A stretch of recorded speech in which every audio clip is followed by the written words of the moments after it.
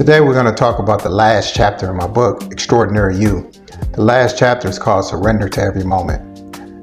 So the gist of the chapter is that when you surrender, it catapults you into a spiritual realm of understanding and unlimited resources.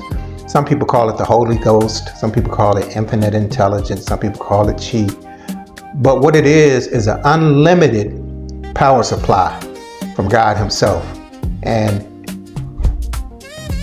it allows you not to lean to your own understanding, as it says in the Bible. Because when you lean to your own understanding, there's limitations. So surrender is the final step to becoming your extraordinary you.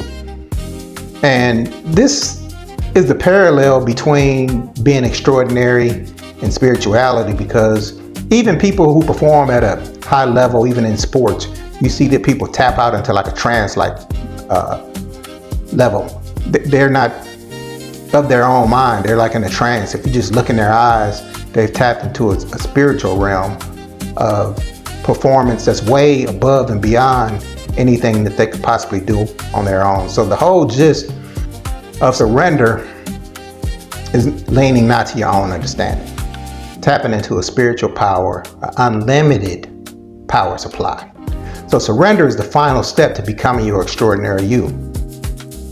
And not giving up, but giving over, and not trying to be in control of the outcome. So the mind is powerful, but the mind is also limited, and the ego that lives inside it survives by telling stories.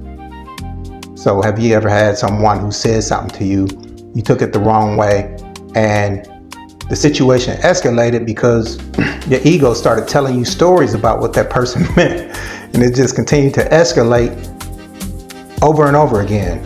And before you know, you've built up something that it never was in the first place. And that's all part of the ego. So the ego survives by telling stories. So it tells stories about who you are, tells stories about what's happening and what should happen next. So left unchecked, the ego narrates every moment, and then it defends the stories at all costs. It justifies it, it intellectualizes it, and you start to believe these things that were all created by the ego. So what surrender does is it allows you